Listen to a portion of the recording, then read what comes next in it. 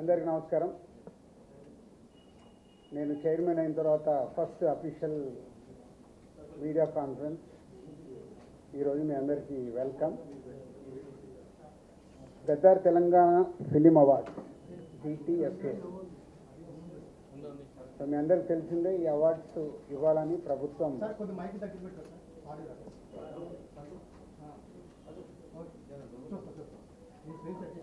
So మీ అందరికి తెలిసిందే దీనికోసము గవర్నమెంట్ ఒక కమిటీ వేయడం జరిగింది. నరసింహరావు గారు చైర్మన్గా, వైస్ చైర్మన్గా నేనున్నాను ఆ కమిటీలో.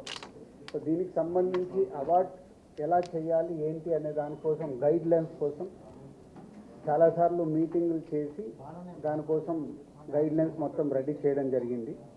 ఆ గైడ్ లైన్స్ సంబంధించి ఈరోజు మీడియా ద్వారా 2024లో సినిమాలు నిర్మించిన నిర్మాతలకి ఈ గైడ్ లైన్స్ని అందజేసేలాగా ఇటు FDC అండ్ మీడియా ద్వారా చేస్తున్నాం. సో ఈ 2024లో అంతకుముందు ఉమ్మడి రాష్ట్రం ఉన్నప్పుడు ఎలాంటి అవార్డ్స్ ఉన్నాయో అన్ని అవార్డ్స్ ఉంచుతూ 1-2 మార్పులు జరిగాయి.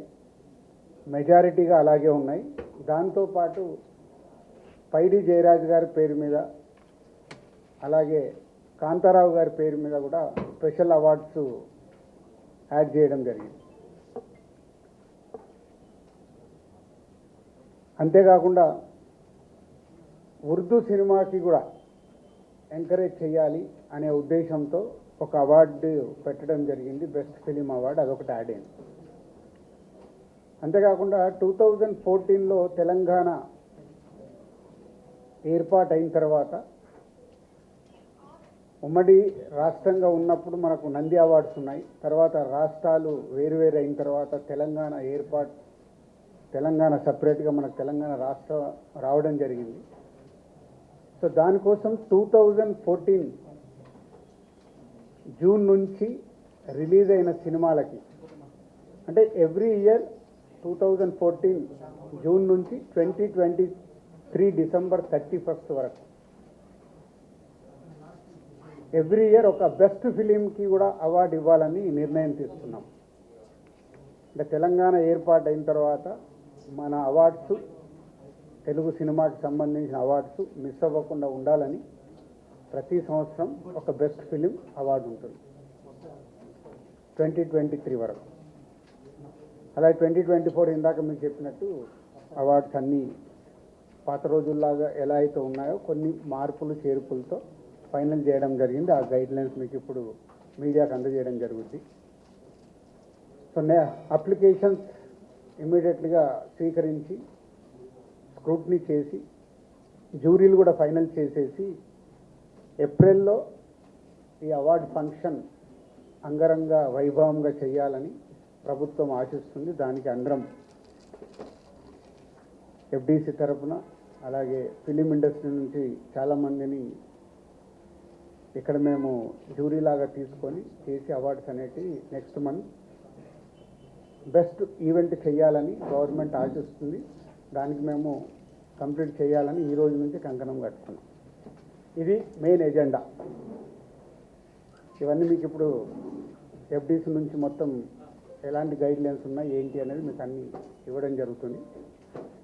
అలాగే 2014 నుంచి కొన్ని FDCకి అప్పుడు BRS గవర్నమెంట్ ఉన్నప్పుడు సైమా అవార్డ్స్ అని ఒకటి వాళ్ళు డిస్కషన్ జరిగినప్పుడు కొంతమంది FDCకి అవార్డు దానికోసము సిమ్మా అవార్డ్స్ అనుకున్నప్పుడు దానికి కొంతమంది FDCకి అవార్డ్స్ కోసము అప్లికేషన్తో పాటు సమ్ అమౌంట్స్ పే చేశారంట. అలాంటివన్నీ 2024 కంటే ముందు ఏవైతే అలాంటి ఏమైనా పే చేసినవి ఉంటే FDC నుంచి వాళ్ళకి అవి తిరిగి ఇవ్వడం జరుగుతుంది. ఎందుకంటే 2024 అవార్డ్స్ మనం కండక్ట్ చేస్తున్నాం కాబట్టి ముందు ఎవరన్నా అలా పే చేసి ఉంటే వాళ్ళ అమౌంట్స్ తిరిగి ఇవ్వడం జరుగుతుంది. దీన్ని వాళ్ళు ప్రభుత్వం చూస్తున్నది అర్థం చేసుకొని వాళ్ళు ఎలాంటి కాంట్రవర్షియల్స్గా చూడకుండా ఒకసారి ఇక్కడ మళ్ళీ తెలంగాణ రాష్ట్రం నుంచి అవార్డ్స్ వస్తున్నాయి కాబట్టి అందరు పాజిటివ్గా ఉండి ఈ ఈవెంట్ని విజయం చేస్తే ప్రతి సంవత్సరం మనం ఒక సినిమా పండుగ హైదరాబాద్లో అద్భుతంగా జరుగుతుంది. That's it. Thank you. 1 వీక్లో అన్ని జ్యూరీస్ ఫైనల్ అవుతాయి.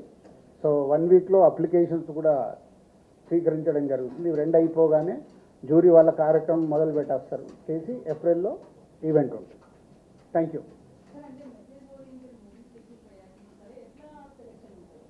అది జ్యూరీ అనేది ఫైనల్ చేస్తుందని చెప్పాను కదా. జస్ట్ ఇది మీకు ఇప్పుడు నోటిఫికేషన్ ఏంటి అనే దానికి మీకు ఇంట్రాక్షన్ కోసం ఫస్ట్ టైం ఇక్కడ పెట్టాం. అయిపోయిన తర్వాత స్టెప్ బై స్టెప్ అయిన తర్వాత మళ్ళీ మాట్లాడుకుందాం.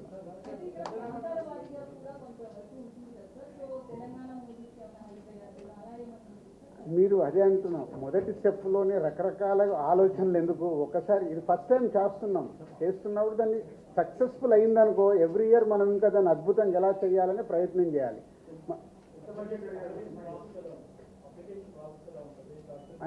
అన్నీ ఉన్నాయి అందుకే మీకు ఇప్పుడు నోటిఫికేషన్స్కి సంబంధించిన అన్ని డీటెయిల్స్ ఇస్తారు. ఒక్కొక్కటి నేను ఎక్స్ప్లెయిన్ చేయలేను కదా, చేయాలంటే గంట పడుతుంది.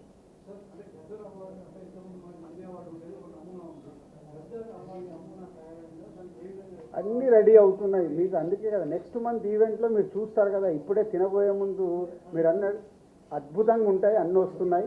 ఏప్రిల్ మంత్లో ఈవెంట్ జరిగేటప్పుడు మీరు చూస్తారు.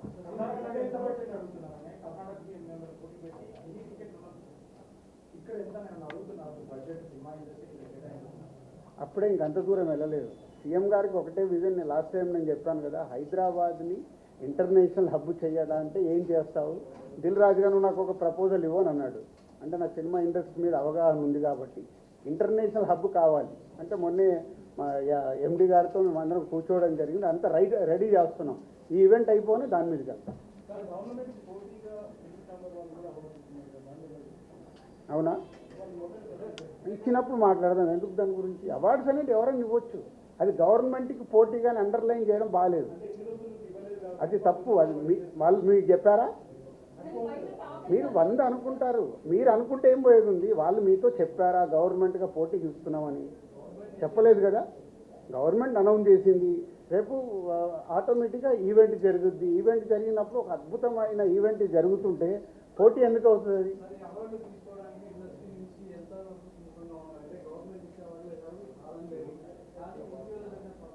అవన్నీ వేస్తావా? వేస్ట్. అందరు అనుకూలంగానే ఉంటారు. మీరు లేనిపోయిన కాంట్రవర్సీ, మీకు ఏమైనా స్పైసీ కావాలా ఏంటి? ఎందుకు రారు? గవర్నమెంట్ అనేది అవార్డ్స్ ఇస్తున్నప్పుడు ఎవరైనా వస్తారు, స్వీకరిస్తారు. హిస్టరీ అది.